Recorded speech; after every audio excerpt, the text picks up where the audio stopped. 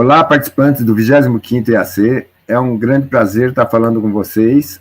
Hoje nós vamos abordar o tema Alguns desafios da iniciação na atividade científica. Espero contribuir com esse encontro. Próximo. Então, o conteúdo da minha fala vai se limitar a quatro elementos. O problema da pesquisa, elementos básicos da pesquisa, componentes do texto de uma pesquisa e citações e plágio. Próximo. Bom, primeiro aí, problema da pesquisa. Próximo. Primeiro, uma noção geral. O que é o problema, né? De onde ele surge? Normalmente, ele surge da necessidade de resolver algum problema. Quer dizer, o problema vai surgir de alguma lacuna de conhecimento sobre um assunto determinado. Pode ser relacionado à profissão do pesquisador, ou alguma pesquisa que ele já está desenvolvendo e tem elementos lá que não estão claros e que precisam ser aprofundados, né? Então, o problema de pesquisa sempre tem que ser abordado cientificamente. Próximo. Aqui é um pensamento de um pensador francês, que ele fala que todo problema traz em si alguma pergunta. Para o espírito científico, todo conhecimento é resposta a uma pergunta. Se não existir pergunta, não pode haver conhecimento científico. Nada vem sozinho, nada é dado, né? Tudo é construído. Então, essa importância das perguntas, das dúvidas, não tem problema sem pergunta. Então, esse é o Gaston Bachelard, na obra dele, um livro famoso, que é A Formação do Espírito Científico. Próximo. Bom, então, generalidades aí sobre o problema. O problema pode ser um conjunto de questões que estão ligadas ao objeto de pesquisa. Essas perguntas ligam conceitos relacionados ao problema. Os conceitos podem vir de obras da literatura, indicação de outras pesquisas, né, às vezes desenvolve um trabalho de pesquisa e aparece normalmente no fim algumas dúvidas e vão ter continuidade. Ou alguns já abordaram o tema, mas não o suficiente, tem lacunas e sempre aparece necessidade de aprofundamento, né? Quer dizer, o papel e as características da pesquisa dependem do objeto. O que é o objeto? É o problema e os objetivos. Próximo. A formulação do problema. Esse é um elemento muito importante, porque enquanto não tiver claro o que realmente, qual é o foco, o que está querendo pesquisar, fica difícil. Não pode correr o risco de querer abraçar muita coisa, mas também tem que delimitar, né? Então, uma boa delimitação, estando claro o que é pesquisar, isso vai facilitar muito, porque vai facilitar a abordagem metodológica e o melhor esboço do plano, né, de como que você vai se conduzir, tanto na coleta como na análise dos dados. Próximo. Então, os elementos básicos de uma pesquisa. Da pesquisa que vai ser escolhida para fazer. Próximo. Aí, normalmente a lógica da evolução de uma pesquisa qualquer, né? Então, tem que ter um problema inicial, depois, né? Quer dizer, como é que ele surge? Ele surge de necessidades práticas ou teóricas, né? E aí vai focar, realmente definir qual é o problema. Aí, depois que está claro o problema, né? Que é também problema, objetivo, objeto da pesquisa, está tudo relacionado. Então, aí vai ter que implementar, né? Como é que vai se conduzir, desenvolver a pesquisa, os estudos, depois vai ter coleta, análise de dados, e essa postura metodológica, né? Quer dizer, qual foi a metodologia utilizada e para que possibilitaram, né? Tem sempre alguma referência teórica, alguns embasamentos para analisar os dados coletados e produzir os resultados, né? Quer dizer, e no final tem que ter uma redação da pesquisa, que é uma parte importante. Então, essa definição do problema, essa conduta para coleta e análise de dados, depois, como escrever. que vai ter que seguir normas, né? E normalmente tem várias, tem a norma aqui no Brasil, mais a norma da BNT, para reduzir trabalho científico, mas tem outras normas, tem a APA, tem a Vancouver, bom, depende do lugar, da revista, mas no Brasil a mais usada é a BNT e no mundo a mais usada é a APA. Bom, pode passar para o próximo. Agora, atitude científica e o senso comum. Então, muitas vezes as pessoas têm convicções baseadas em crenças e em ter ouvido falar das próprias observações. Na história da humanidade, houve várias crenças. Por exemplo, tem gente que até hoje ainda acredita que a Terra é plana, que o Sol é que gira em torno da Terra e não o contrário, que vacina não protege contra vírus, né? Agora, a ciência, ela se apoia em estudos, desde análise de trabalhos já realizados, análise de dificuldades que estão encontrando, de como está se manifestando o problema, experimentações de laboratório, pesquisa de campo, etc. Mas, normalmente, tem um conjunto de regras a ser seguidas e que vão garantir a validade dos resultados encontrados. Próximo. Bom, tipologia e característica das pesquisas. Bom, pode passar. Então, existe uma diversidade de pesquisas, né? E elas desempenham papéis específicos. Recebem diferentes denominações relacionadas à natureza do problema. Então, tem pesquisa mais empírica, mais básicas, outras mais teóricas. Tem pesquisa puramente teórica, que é a revisão de literatura, o estado da arte, aprofundado. Mas, aqui nós vamos dar só algumas noções, né, dos tipos. E ela vai depender de cada tipo de problema e é fundamental na avaliação dos resultados da pesquisa, né, as características que elas vão tendo. E as pesquisas não têm uma forma padronizada. Então, cada área, cada campo e dependendo da tradição dos laboratórios, então, no fim, tem digamos assim, uma comunidade que respeita certos paradigmas e que avançam os estudos das pesquisas em determinadas áreas. Então, diz que para fazer pesquisa a gente acaba tendo que ter uma tribo que tem muita gente trabalhando com aquilo e você vai contribuindo. Tá? Vamos lá, mais. Passa para o próximo. Então, problema do tipo pesquisa. Quer dizer, pesquisa aí aborda um estudo, um tema novo, né? Uma questão aberta. Isso daí são problemas, às vezes, que estão aguardando solução há muito tempo. São as pesquisas que, às vezes, levam anos, né? E, normalmente, uma pessoa já fez alguma coisa, uma parte. No caso da matemática, tem problemas que duraram mais de 300 anos, e depois, uns deram algumas pequenas contribuições, até que alguém conseguiu fechar o problema. Então, esses problemas em aberto, em geral, não são nem tese de doutorado, são problemas de grupos de pesquisa que estão trabalhando, um contribui aqui um pouco, outro contribui outro, e centros de pesquisas que vão avançando e cada um dando pequenas contribuições. Bom, um processo de investigação substancial, muitas vezes, um estudo empírico, além de estudo empírico, tem necessidade de estudo teórico também, mas alguns têm necessidade de fazer experimentação. Próximo. Problema tipo análise de experiência. É quando realiza uma experimentação, por exemplo, em sala de aula, né, uma atividade profissional.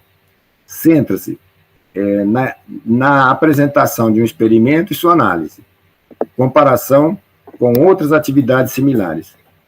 Quer dizer, pode levar ao desenvolvimento de proposta para prosseguir ou reorientar outras ações. Então, essas pesquisas mais experimentais, elas têm grande contribuição. E sempre, por mais experimental que seja, sempre vai exigir um mínimo de revisão de literatura do que já foi feito, de onde está o problema. E, agora, a base experimental, ela exige ferramentas de análise e regras a serem seguidas, para depois apresentar resultados.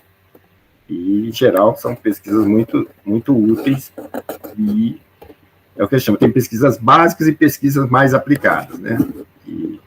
Mas todas contribuem para o avanço da ciência. Próximo.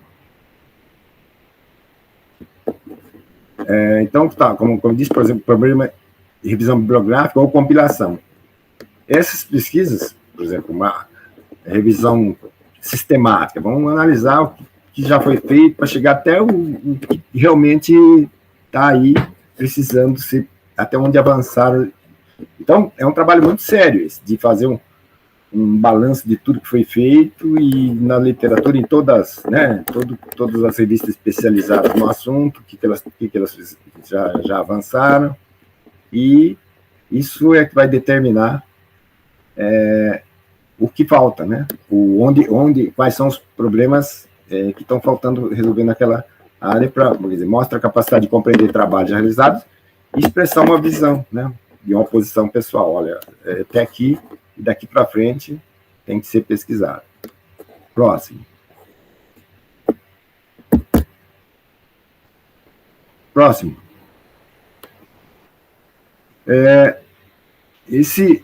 Essa pesquisa do tipo, né, estudo de um problema aberto, né, é preciso compartilhar um grande número de leituras científicas.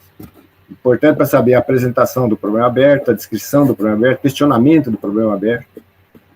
Aqui está a digitação, por exemplo, funções no ensino médio. Quais são as melhores maneiras de apresentar o que ainda está dando problema, né? Agora, uma armadilha do pesquisador inicial, principalmente está fazendo mestrado, por exemplo, é querer abraçar um campo muito grande. Então, tem que tomar muito cuidado. Às vezes, menos é mais, né? Então, isso tem que tomar muito cuidado. Bom, a recomendação é restringir o espaço de investigação e identificar focos, exemplos expressivos. Passa para a próxima. Próximo slide.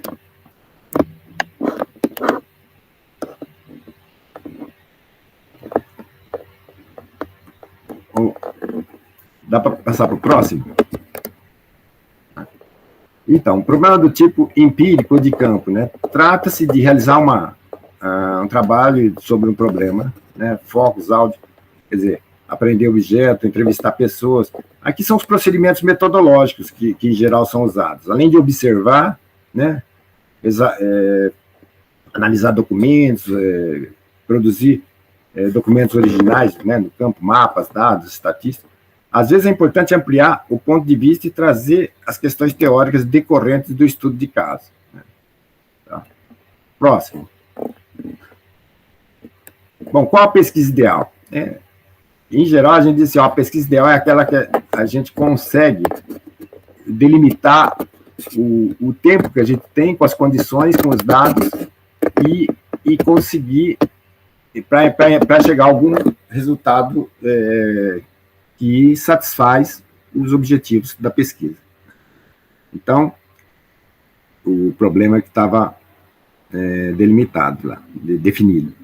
Bom, em cada pesquisa realizada é importante apresentar resultados ou conclusões e perspectivas. O que não conseguiu tem que apontar, é muito bom, isso é válido. Conseguimos fazer até aqui, daqui para lá está aberto. Em geral, quase as grandes pesquisas sempre, no final, abrem campos para novas pesquisas. Próximo. Bom, perspectiva para realizar uma pesquisa, né? Quais são as escolhas metodológicas e teóricas para realizar uma pesquisa?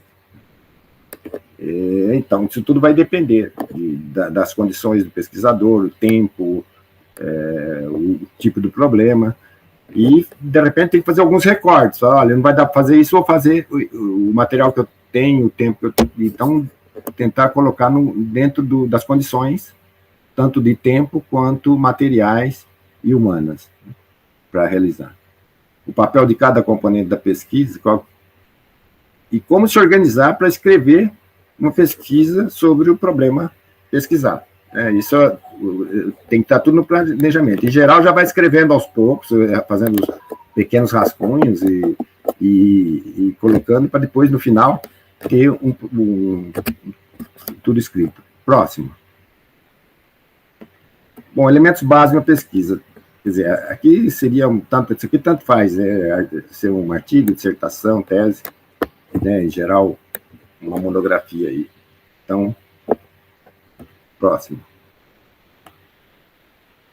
Então, toda pesquisa tem que ter aí um título, resumo, introdução, o corpo da pesquisa, a conclusão e as referências no final. Isso aí é o básico de quase todas as pesquisas, né? Tá bom? Próximo. Resumo, falar um pouquinho do resumo, pode passar. Quer dizer, o resumo, ele tem que, quer dizer, é uma parte essencial. Às vezes as pessoas só leem o resumo, né? Já leu o resumo, já está satisfeito para saber se vai ler o resto ou não, né? É a primeira coisa que o leitor lê.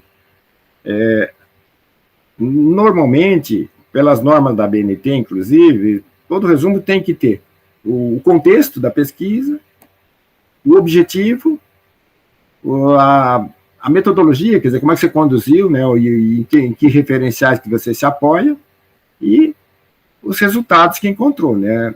Quer dizer, então tem que ter objetivo, metodologia, né, e resultados, pelo menos, o que deve conter cada resumo, né? Deve transformar as informações, deve transmitir informações corretas, concisas, claras, né? Claro, resumo é isso. Próximo. Papéis do resumo: esclarecer o título e apresentar uma versão sucinta da pesquisa. Próximo. Quer dizer, o que eu já tinha anunciado, né? Tem que conter os objetivos, referenciais teóricos e metodológicos e os resultados e conclusões. Já tinha falado. Próximo. A introdução. Próximo. A introdução, na verdade, ela é a carta de convite para a leitura do trabalho, né? Ele tem que deixar o leitor encantado e com vontade de ler o resto, porque se não estiver bem apresentada a introdução, nem vai se interessar pelo resto da leitura. Então, o objetivo, a introdução deve apresentar o contexto geral, o contexto específico, a relevância do problema, né? E conteúdo, né? As partes, capítulos que tiver, e convidar o leitor para ler, o leitor ficar interessado em ler, achar que vale a pena, né? Deve conter apenas elementos necessários para o entendimento do problema do trabalho de pesquisa. Próximo. A outra coisa, a introdução normalmente é a última coisa que a gente faz, sabe? Depois que já está pronto, agora eu vou falar o que tem aqui nesse trabalho. Então, o início da introdução deve atrair atenção e interesse, né? E a introdução também é uma oportunidade de apresentar esclarecimento conceitos e termos usados, né, como no título do problema. Próximo. Conclusão, próximo. A conclusão deve fazer o alinhamento geral, né? Retomar lá o que tinha no título, objetivos, e verificar e mostrar aquilo que respondeu e o que faltou. É isso, no fundo, que tem que ter a construção, né? Recordar o objetivo do trabalho, enfatizar os resultados obtidos e também apresentar aberturas e perspectivas, se caso identificou alguma coisa. Pode não apresentar também, mas normalmente sempre ela diz até onde chegou, né, com a pesquisa. Próximo. Regras para a introdução, para escrever a conclusão. Normalmente, tem que convencer de que fez alguma coisa e mostrar para o leitor que os resultados encontrados, né, e que responde o que estava lá na introdução e nos objetivos, né. Se não conseguir fazer isso é porque a pesquisa ainda não está com problema, o trabalho ainda não está bem concluído.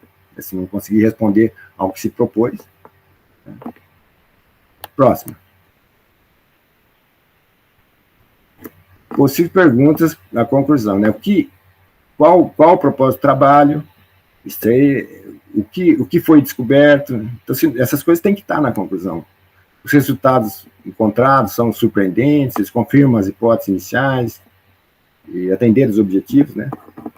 E deve Quer dizer, vale a pena apresentar alguma perspectiva? Se não tem outras perspectivas, é melhor não apresentar nada, mas às vezes tem, olha, é importante continuar por esse caminho. Próximo. Bom, o trabalho tem que ter, na escrita, tem que estar conectado a essas coisas, né? Tem que ter uma certa homogeneidade. O título tem que estar relacionado com o problema e também tem que ter articulação entre título, resumo, introdução e conclusão. Quer dizer, é aquela coesão que tem que ter entre os elementos da pesquisa, essa articulação e homogeneidade. Não pode o título falar uma coisa, o resumo falar outra, a introdução falar outra e concluir sem dar respostas, né, ao que foi perguntado. Bom, próximo. Isso aqui está de uma maneira sintética, no Google, o que uma dissertação, monografia tem que ter. Então, tem os elementos, depois vocês podem olhar com mais calma, tem elementos que são essenciais, que não pode faltar num trabalho, aqueles que têm estrelinha que não pode faltar. Né? Então, por exemplo, não pode faltar folha de rosto, não pode faltar o sumário, né? Não pode faltar as referências, né? Então, são elementos. Agora, tem os outros elementos aí, a gente fala os elementos pré-textuais, textuais, né, do texto, e pós-textuais, né, elementos que vêm depois para o final. Então, essa aí tá no Google, disponível, depois quem quiser só entrar lá, tem sobre os elementos básicos de uma pesquisa, e é segundo a BNT. Isso. Próximo. Citações e plágio. Tem que seguir as normas da BNT. O grande pode passar para o próximo. Não pode. Um grande pecado, um grande crime é ficar fazendo. Se não citar as fontes que trabalhou. Então, copiar e colar sem avisar. Esse é o pecado maior. Tá? E, aliás, esse plágio é punido, às vezes até anula-se trabalhos de dissertação, de tese, por ter feito essa. Na verdade, tem várias maneiras de fazer plágio. Uma delas, a pior delas, é essa copiar e colar sem avisar nada, não mencionar as fontes. Mas tem outros. Passa para o próximo. Quer dizer, deve ser mencionada todas as referências e atores citados no texto. Quer dizer, não pode colocar coisa também. Uma falha é não colocar os autores que estou, outra é colocar lá e não falar nada, depois não aparecer nas referências os autores que foram mencionados, mas isso tem que aparecer. Próximo. Então, o que é plágio, como evitar plágio e como detectar plágio. Isso porque às vezes as pessoas fazem trabalho de colégio, tudo, e muitas vezes copia, basta mostrar que conseguiu investigar o problema, tá bom, não se verifica. E nem comenta de onde copiou, de onde a obra consultada. Isso, para atividade acadêmica em nível, por exemplo, de pós-graduação, é mortal, não pode. No mundo todo, aliás. Já teve caso, inclusive, do exterior, da pessoa ter um título e ser cancelado o título, porque fez cópia, né? E a cópia, às vezes, nem só é cópia, hein? Se reproduz as ideias, mesmo que seja por forma de paráfrase, tem citação indireta. Então, tem que fazer citação direta, tanto citação direta curta, que até 3 linhas é de um jeito, e quando passa um pouco mais, tem que ter o recuo. Mas isso, a citação direta é quando está copiando do jeito que estava lá no texto, né? Citação indireta é quando reproduz as ideias, na forma de parágrafos e tal. Pode passar para o próximo.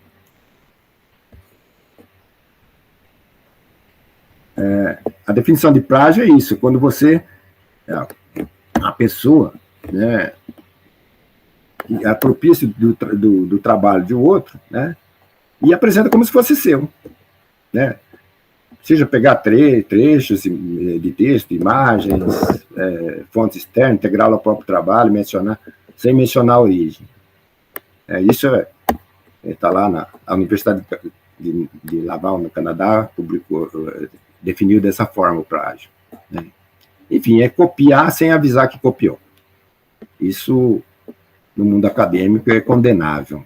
Né? Próximo. Então, aí, as formas comuns de plágio: copiar e colar, traduzir, às vezes traduz um texto lá em inglês, espanhol, e não avisou, acho que porque traduziu, né, já é seu. Não, traduziu, tem que citar a fonte, ó, traduzido do texto tal. Né, pegar dados, imagens também de outros que já produziram e não avisar de onde pegou. Né? Ou reformular uma ideia, né, quer dizer, apresentar a ideia, mas de outra forma. Só quando faz parágrafo, isso é permitido, mas tem que citar o autor. Não precisa fazer citação, né, direta nem indireta, são citações indiretas nesse caso. Segundo, sei lá, Piaget, ano tal, né? Mas a ideia dele tem que mostrar que, mesmo que você escreveu com as suas palavras, isso é até elogiável, que está conseguindo reproduzir com outras palavras, mas tem que citar quem é o dono. Quer dizer, dá a César o que é de César. Próximo. Bom, as recomendações para evitar prática, né? Isso como eu disse aí, eticamente e educacionalmente inaceitável. Tomar cuidado ao se referir a uma obra ligada à pesquisa, né? Saber como citar, isso aí tem as normas da BNT, né? Como citar uma cópia, uma paráfrase, uma tradução. Né? Próximo. Bom, as informações sobre plágio estão aí, ó, tem, né, esses sites, né? A BNT tem como citar lá as normas, e tem sites para detecção de plágio, né? Por exemplo, aqui, plágio, passo para o próximo. E aí só alguns sites para detectar plágio. Então, as pessoas que, quando mandam artigo para a revista, a primeira coisa que a revista faz é passar os antiplágio para ver se tem. Se tiver qualquer índice, ela devolve, né? Por exemplo. Normalmente, as revistas mais sérias. Né? Então, próximo. Aqui as referências às quais eu me apoiei, né, algumas, né, aqui no... Bom, obrigado a todos, e era só isso.